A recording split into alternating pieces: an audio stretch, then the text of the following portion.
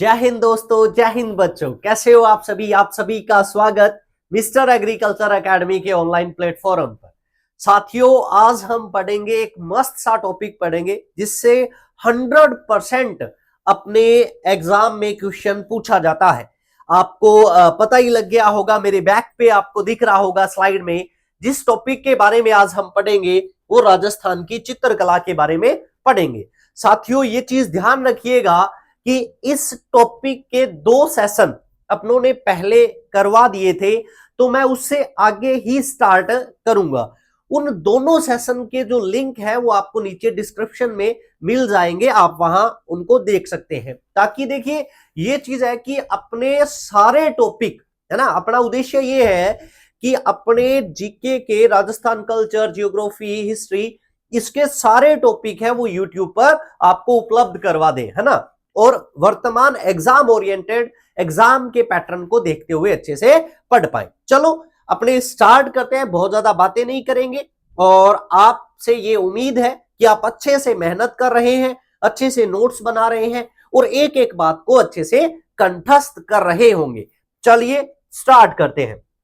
देखो, हम आज जिसके बारे में पढ़ेंगे, जो स्कूल पढ़ेंगे, वो कौन सा पढ़ेंगे? मारवाड़ शैली या मारवाड़ स्कूल। देखिएगा साथियों, हमने लास्ट सेशंस में पढ़ा था कि राजस्थानी जो चित्रकला है उसका उद्भव कैसे हुआ, क्या हुआ, और फिर वर्गीकरण पढ़ के हमने ये पढ़ा कि उसको 4 स्कूलों में बांटा जाता है ना, 4 भागों में बांट दिया जिसको स्कूल कहा गया। और उसमें से एक स्कूल जिसके बारे में हम बात करेंगे वो पढ़ेंगे मारवाड़ स्कूल। यानी कि मारवाड़ के अंतर्गत जो जो शैलियां आती हैं उनके बारे में हम अच्छे से पढ़ेंगे। तो मारवाड़ स्कूल की पहली जिस शैली के बारे में हमें पढ़ना है वो रहेगी कौन सी शैली साथियों? तो मारवाड़ शैली। कौन सी रहेगी? मारवाड़ शैली, या जिसे हम क्या कह सकते हैं? जोधपुर शैली कह सकते हैं। देखो, एक एक बात को अच्छे से सुनिएगा, अच्छे से समझिएगा क्या चीज है। सबसे पहले ये ध्यान रखना कि मारवाड़ या जोधपुर जो चित्र शैली है, इसका प्रादुर्भाव यानी कि प्रारंभ ये किसके समय में हुई? तो ये प्रारंभ मानी जाती है किसके समय? राव मालदेव के समय। किसके समय प्रारंभ मानी जाती है? मालदेव के समय। ठीक है। फिर ध्यान रखिएगा कि जोधपुर शैली पर मुगल प्रभाव किस शासक के समय पड़ा? तो सूरसिंह के समय में। किसके समय में? सूरसिंह। और ध्यान रखिएगा, यदि सूरसिंह आपको ऑप्शन में नहीं मिलता तो आपका आंसर क्या होगा? गजसिंह होगा। क्या होगा? गजसिंह होगा। उसके बाद में देखिएगा, सर्वाधिक विकास यानी कि किस शासक के समय इस शैली का सबसे ज्यादा मैक्सिमम डेवलपमेंट हुआ? तो वो किसके समय? मानसिंह राठौड़ के समय, है ना। और ध्यान रखना, मानसिंह राठौड़ का समय ही इस शैली का स्वर्ण काल, गोल्डन टाइम है वो कहलाएगा साथियों। ठीक है, चलिए आगे बढ़ते हैं। उसके बाद में याद रखिएगा, यूरोपियन प्रभाव तो वो किस शासक के समय हुआ? तो तख्त सिंह के समय में। किसके समय में? तख्त सिंह। सिर्फ 4 बातें। प्रारंभ मालदेव के समय में, मुगल प्रभाव सूरसिंह के समय में, सबसे ज्यादा प्रभाव मानसिंह, सबसे ज्यादा विकास मानसिंह राठौड़, और ध्यान रखिएगा यूरोपियन प्रभाव तख्त सिंह के समय में। ठीक है साथियों, ये अच्छे से 4 बातों को याद रखिएगा। चलिए आगे बढ़ते हैं। नेक्स्ट देखो साथियों, हम ये पढ़ेंगे कि जिन जिन शासकों का हमने नाम लिया, उन शासकों के समय में जो चित्रकला से संबंधित जो महत्वपूर्ण क्या चीज है। भी देखो, हमने कहा कि मालदेव के समय स्टार्ट हुआ, तो मालदेव के काल में कौन से चित्र बने, क्या बने, इस चीज के बारे में हम पढ़ते हैं। उन शासकों के समय में क्या हुआ। ठीक है, तो मालदेव के समय पढ़ेंगे, सूरसिंह के समय पढ़ेंगे, गजसिंह, मानसिंह, है ना, इनके समय में पढ़ेंगे। चलो देखिए, तो याद रखिएगा, सबसे पहले हम पढ़ते हैं राव मालदेव के समय। मालदेव के समय प्रारंभ हुई थी ये चित्रशैली, है ना। तो ये याद रखना कि सैनिक अभिरुचि से संबंधित चित्र बने। कौन से चित्र बने मालदेव के समय? सैनिक अभिरुचि से संबंधित। और उन चित्रों में सबसे ज्यादा महत्वपूर्ण जो चित्र है, सबसे ज्यादा फेमस जो चित्र है, वो रहता है राम रावण का युद्ध। राम रावण का युद्ध रहता है। ठीक है, यानी कि सैनिक अभिरुचि के चित्र बने और जो सबसे फेमस चित्र है वो कौन सा है, राम और रावण का युद्ध का चित्र है। ठीक है, अब ये चित्र है कहां पे, वर्तमान में कहां लगाया गया है, तो याद रखिएगा ये मेहरानगढ़ दुर्ग के चोखे लाओ महल में, कहां पे है, चोखे लाओ महल में लगा हुआ है, इस बात को याद रखिएगा। क्लियर, मालदेव के समय की बात याद रह जाएगी, सैनिक अभिरुचि, राम और रावण का युद्ध। ठीक है, आगे बढ़ते हैं। उसके बाद में देखिएगा मुगल प्रभाव पड़ा था किसके समय में, सूरसिंह। तो सूरसिंह के समय में कौन से चित्र चित्रित हुए उनके बारे में याद करते हैं। तो देखिए सूरसिंह के समय में 1610 में, ठीक है, कृष्ण जी और अर्जुन का चित्र बना, याद रखिएगा। और कौन सा, दो याद रख रहे हैं, दो चित्र, एक तो कृष्ण अर्जुन जी का चित्र और दूसरा भागवत पुराण का चित्र। ठीक है, ये सूरसिंह के समय में महत्वपूर्ण है, याद रखिएगा। क्लियर। उसके बाद में हम नेक्स्ट बात करते हैं गजसिंह के समय में, किसके समय में, गजसिंह के समय में। और गजसिंह के समय में एक बात याद रखिएगा कि 1623 में वीरजी भाटी के द्वारा किसका चित्रण किया गया, रागमाला का चित्रण किया गया। ठीक है, अब याद रखिएगा कि मारवाड़ शैली में रागमाला का चित्रण किसके समय में हुआ, तो गजसिंह के समय में। किसके द्वारा किया गया, तो वीरजी भाटी के द्वारा। और याद रखना ये जो चित्र है ना रागमाला का साथियों, ये चित्र पाली के विठलदास चंपावत के लिए चित्रित किया गया था। ठीक है, क्या पढ़ा, मालदेव के समय सैनिक अभिरुचि, राम रावण का युद्ध, याद हो जाएगा। फिर सूरसिंह के समय में भागवत पुराण और कृष्ण अर्जुन के चित्र, और गजसिंह के समय में कौन सा था, रागमाला का चित्रण। ठीक है, अच्छे से याद रखिएगा। आगे बढ़ते हैं। उसके बाद में देखो मानसिंह पढ़ना था अपने को नेक्स्ट, लेकिन बीच में एक शासक है जिनके बारे में पढ़ते हैं, जसवंत सिंह प्रथम। कौन से हैं, जसवंत सिंह प्रथम। याद रखिएगा जसवंत सिंह प्रथम के समय में लव स्टोरी पर चित्रण बने, लव गाथाओं पर, प्रेम गाथाओं पर सबसे ज्यादा चित्रण बने हैं। जैसे देखो अपने से पूछा जाए भी हीर रांझा वाला चित्र कौन सा है, हीर रांझा वाला तो किसके समय में, जसवंत सिंह के समय में है ना। मूमल महेंद्र का चित्र, मूमल महेंद्र का चित्र तो इसी के समय में। सोहनी महिवाल वाला, सोहनी महिवाल, ठीक है, महिवाल। तो ये जो लव स्टोरियों के जितना भी चित्रण था वो किसके समय में हुआ, तो जसवंत सिंह प्रथम के समय में। ठीक है, इसके साथ साथ याद रखिएगा अपने से पूछा जाए, इंपॉर्टेंट बात है, कृष्ण जी के चरित्र का चित्रांकन किसके समय में हुआ, चित्रांकन पर आधारित चित्रांकन पर आधारित जो चित्र बने वो किसके समय में बने, जसवंत सिंह प्रथम के समय में बने हैं साथियों। ठीक है, अच्छे से याद रखिएगा।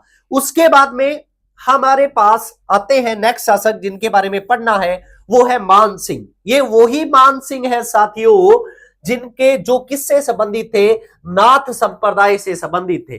तो इसके समय में, इनके समय में किनसे संबंधित चित्र बने, नाथ संप्रदाय से संबंधित जो है वो चित्र बने। अब नाथ संप्रदाय से संबंधित चित्र बने तो इसके समय में किसके चित्र बने, शिव जी के चित्र बने। इसके अलावा ध्यान रखना पंचतंत्र पर, कामसूत्र पर और देवी महात्म्य पर तीन अन्य महत्वपूर्ण जिन पर चित्र बने थे, आपको याद रखना है किसके समय में, मानसिंह राठौड़ के समय में। ठीक है साथियों, चलिए आगे बढ़ते हैं।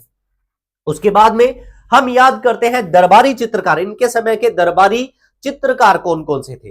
तो याद रखिएगा कौन कौन है, अमरदास, शंकरदास, शिवदास और माधोदास। ठीक है, अमर शंकर शिव माधो, अमर शंकर शिव माधो ये दास है, अमर शंकर शिव माधो ये दास है। ठीक है, उसके बाद में नेक्स्ट ध्यान रखना कालूराम, राम सिंह, जीतमल, कालूराम, राम सिंह और जीतमल। ठीक है साथियों, याद रखिएगा।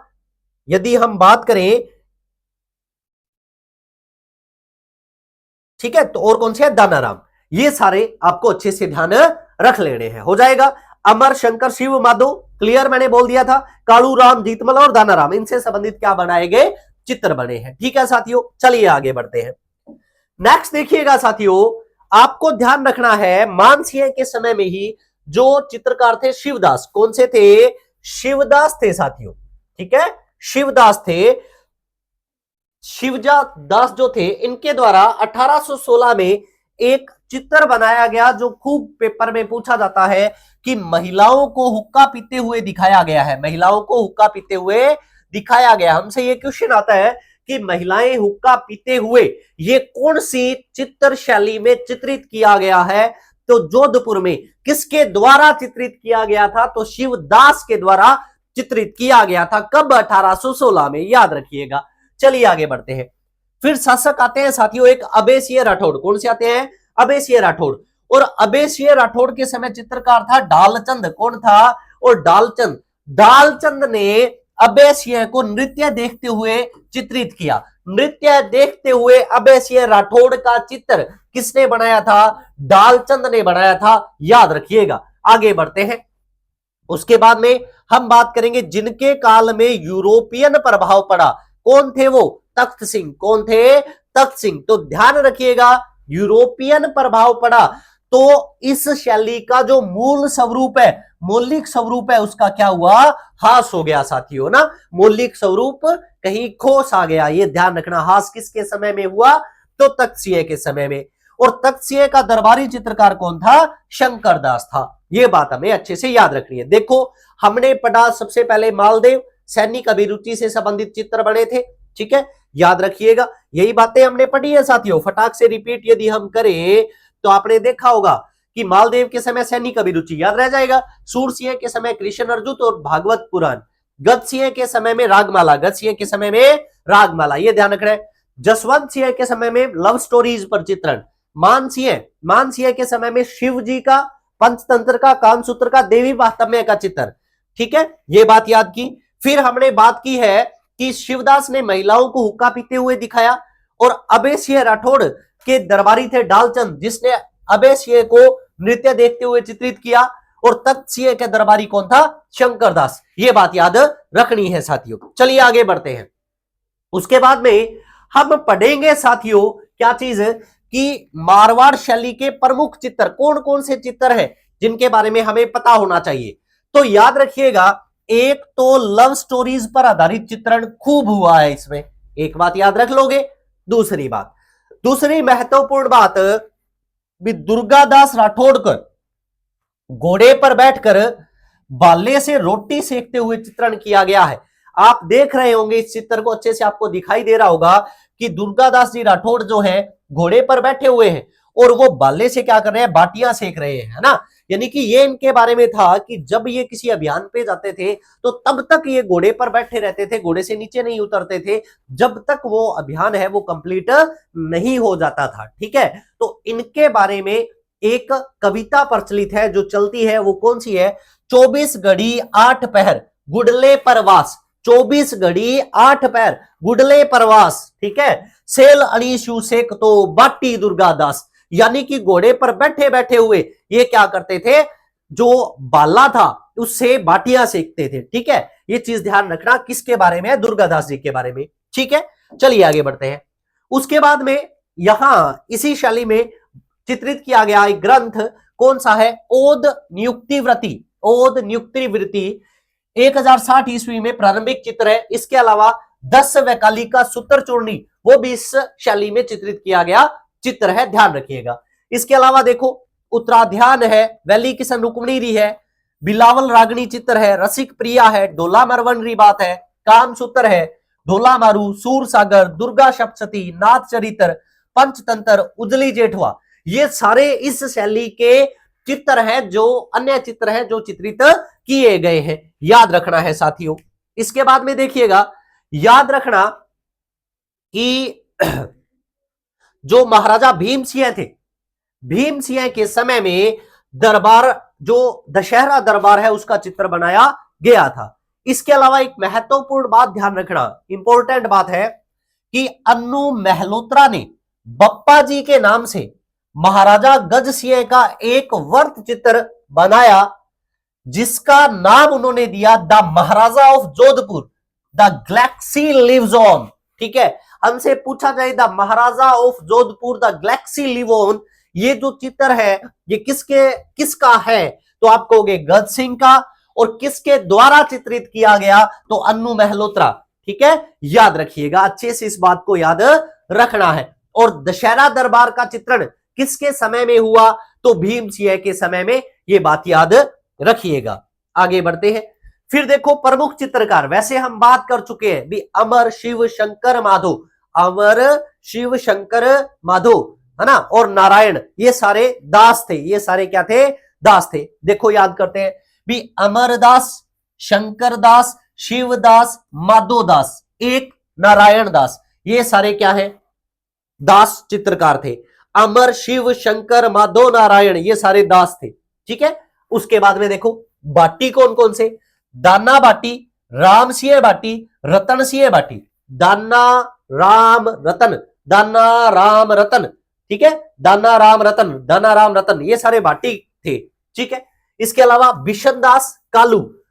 एक मोस्ट इंपोर्टेंट बात है साथियों, बार बार पेपर में आती है ना, याद रखना, ये PYQ है, प्रीवियस ईयर क्वेश्चन। सीधा सीधा पेपर में लिखा हुआ आता है। क्या लिखा हुआ आता है कि इन चित्रकारों के अलावा जो चित्रकार थे ना, उनके नाम आते हैं। कौन से? आपसे पूछा जाता है इस तरीके से भी, रामा, नाथा, छज्जू और सैफू।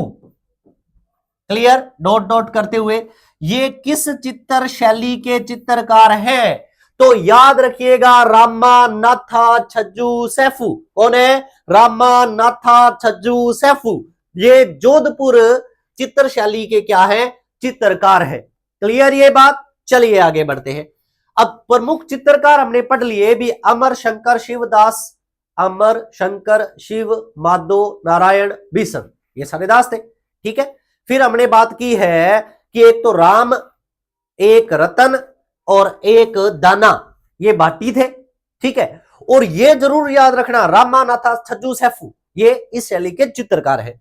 उसके बाद में देखिए, आजकल चित्रकारों से स्पेशल क्वेश्चन आ रहा है ना, भी चित्रकार सुमेलित करने में पूछ लेता है ना, 100% क्वेश्चन है साथियों, याद रखिएगा। तो इस चित्रकला टॉपिक को अच्छे से कवर करना है। आगे बढ़ते हैं। प्रमुख विषय, तो जोधपुर शैली में किन विषयों पर चित्रांकन किया गया? प्रमुख विषय कौन से थे? तो प्रेमाख्यान, लव स्टोरीज, ठीक है, धार्मिक कथाएं हैं, नाथ संप्रदाय, मानसी है क्योंकि स्वर्णकाल था उसके समय में, तो उससे संबंधित, श्रृंगार प्रधान, ये प्रमुख विषय रहे।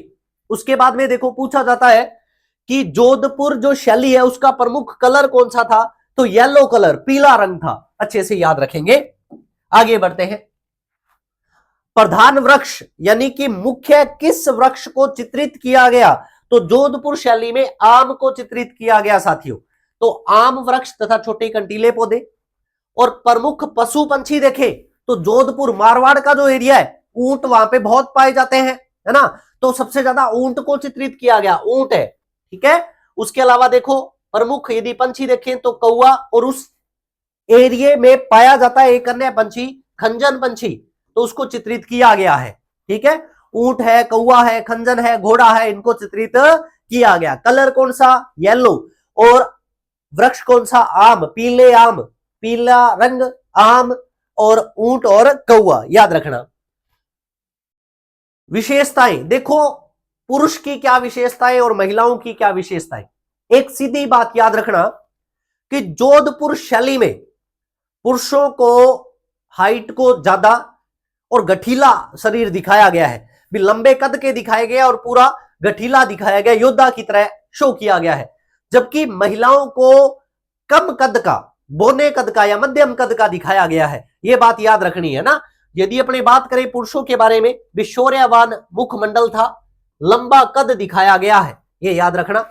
और महिलाओं में मध्यम कद दिखाया गया है, ये ध्यान रखना है। इंपॉर्टेंट बात जो सीधी सीधी पूछी जाती है वो याद रखना है कि किस शैली में बादाम सी आंखें, है ना, तो बादाम सी आंखें जोधपुर शैली की है भी, बादाम सी आंखें जोधपुर शैली में बनाई गई। और यह ध्यान रखना, ऊंची पाग जोधपुर शैली की क्या रहती है? निजी विशेषता है, वो रहती है। ठीक है साथियों, इस बात को अच्छे से आप क्या करेंगे? ध्यान रखेंगे। चलो आगे बढ़ते हैं। उसके बाद में आती है बीकानेर शैली। कौन सी शैली आती है साथियों? बीकानेर शैली, जिसके बारे में हम बात करेंगे। बीकानेर शैली किसके समय में प्रारंभ हुई? तो रायसिंह का काल, ठीक है। इनके काल में भागवत पुराण का बीकानेर शैली में चित्रण हुआ, जो बीकानेर शैली का प्रथम उपलब्ध चित्र है।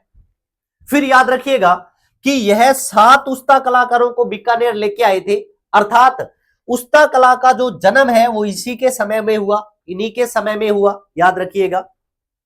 फिर याद रखना कि प्रमुख कलाकार कौन से थे। उस्ता कला क्या है, तो ऊंट की चमड़ी पर, त्वचा पर सोने की जो कलाकारी की जाती है वो उस्ता कला है। और उस्ता कला किसके समय में प्रारंभ हुई, राय सिंह, ठीक है। और प्रमुख कलाकार देखो, उस्ता जो अली रजा थे, हामिद थे और रुकनुद्दीन थे, प्रमुख उस्ता कलाकार है, याद रखिएगा। आगे बढ़ते हैं साथियों। नेक्स्ट देखो, उस्ता कला आए और हिसामुद्दीन उस्ता का जिक्र नहीं हो तो ये हो ही नहीं सकता, है ना। तो उस्ता कला का वो कलाकार जिसे पद्मश्री से सम्मानित किया गया वो कौन थे, हिसामुद्दीन उस्ता थे, ये याद रखिएगा। वर्तमान में इनके पुत्र जमील उस्ता जो ललित कला अकादमी के अध्यक्ष रह चुके हैं, ये ध्यान रखना। उस्ता कला के बढ़ावे के लिए, ट्रेनिंग के लिए केमल हाइडी ट्रेनिंग सेंटर है जो बीकानेर में है, ध्यान रखिएगा। बीकानेर का अनूप महल, गज मंदिर महल, लाल महल, भांडाशाह जैन महल आदि चित्रकला के नमूने हैं, ये याद रखना। आगे बढ़ेंगे। स्वर्ण काल देखो, प्रारंभ हमने बात कर लिया है भी किसके समय में हुआ, तो हमें यह भी पता होना चाहिए कि गोल्डन टाइम किसका समय, तो अनूप सिंह का समय बीकानेर शैली का क्या है, गोल्डन समय है, सबसे ज्यादा विकास हुआ। जैसे जोधपुर में किसके समय हुआ था, तो वो हमें पता है किसके समय में हुआ था, तो वो मानसिंह के समय में। चलिए ध्यान रखना, इसके समय में रुकनुद्दीन ने रसिक प्रिया के 187 चित्र हैं वो बनाए थे, याद रखेंगे। इन्हीं के समय में दक्षिणी भारतीय शैली का प्रभाव बीकानेर शैली पर पड़ा और उसके एग्जाम्पल स्वरूप लघु फुआरों का क्या किया गया, चित्रण। विशेषता देखो, इस शैली के चित्रकार क्या कहलाते थे, उस्ताद, क्या कहलाते थे, उस्ताद कहलाए। और याद रखना, वो अब जो चित्र बनाते थे उस चित्र के नीचे अपना नाम और तिथि अंकित करते थे। ये बहुत बार एग्जाम में पूछा गया है साथियों, तो इसको अच्छे से आपको क्या करना है, लर्न करना है भी कौन सी चित्र शैली के चित्रकार अपना नाम और तिथि अंकित करते थे, तो बीकानेर वाले, याद रखिएगा। आगे बढ़ते हैं। उसके बाद में देखो, नेक्स्ट हम बात करेंगे किनके बारे में, सुजान सिंह। किनके बारे में, सुजान सिंह। तो सुजान सिंह के समय की महत्वपूर्ण बात, बहुत अच्छी बात, हमसे पूछा जाए किस शासक के समय में बीकानेर शैली है वो मुगल प्रभाव से स्वतंत्र हो गई थी और पूर्णतः राजस्थान शैली में चित्र बने, तो वो किसके समय में, सुजान सिंह के समय में। तो देखो, उस्ता कला यदि बीकानेर शैली में है तो एक और कला, कौन सी कला, मथेरन कला, इसका संबंध भी बीकानेर से है, ठीक है। क्या है ये मथेरन कला, क्या है, याद रखना, उस्ता और मथेरन भिन्न भिन्न चीजें हैं, ठीक है।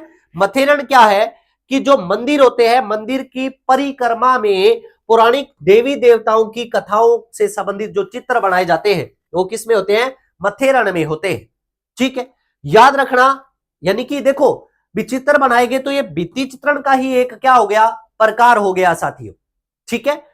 और चितेरे यदि बात करें मिथेरन कला के, तो मुन्नालाल गोयल है, मुकुंद है, राम किशन है, जय किशन है, चंदूलाल है, अच्छे से याद रखना, इनका संबंध किससे है, मथेरन कला से।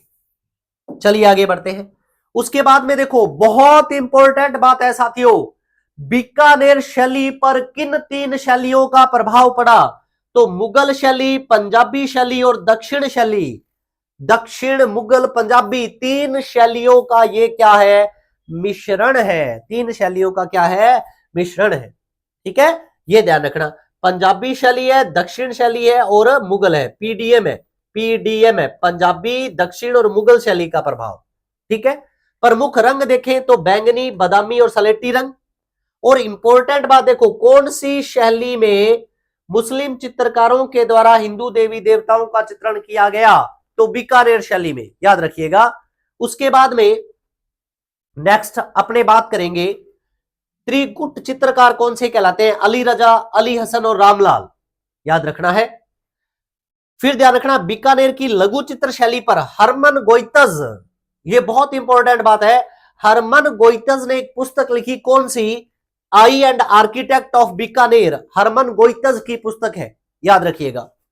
इसके बाद में जर्मन जो चित्रकार है मुल्लर के द्वारा पृथ्वीराज राठौड़ के द्वारा महाराणा प्रताप सिंह को पत्र लिखते हुए चित्रण किया गया है। यह बात याद रखनी है भी। पृथ्वीराज राठौड़ जो है वो किसको, प्रताप को, पाथल और पीथल वाली जो स्टोरी है ना, प्रताप को जो लेटर लिख रहे हैं ये मुल्लर ने चित्रित किया, इस बात को याद रखना। तो इतनी सी बातें हमें बीकानेर शैली के बारे में याद रखनी है साथियों, ठीक है। तो आज के सेशन में साथियों हम इतना सा पढ़ेंगे। उम्मीद करता हूं आप जोधपुर और बीकानेर दोनों शैलियों को अच्छे से याद करेंगे, एक एक बात को अच्छे से याद करना है, ठीक है। ओके, तो आज के सेशन में इतना सा, मिलते हैं नेक्स्ट सेशन के अंतर्गत। थैंक यू वेरी मच, जुड़े रहिए, मेहनत करते रहिए, अपने टारगेट को हिट कीजिए। धन्यवाद सभी साथियों का।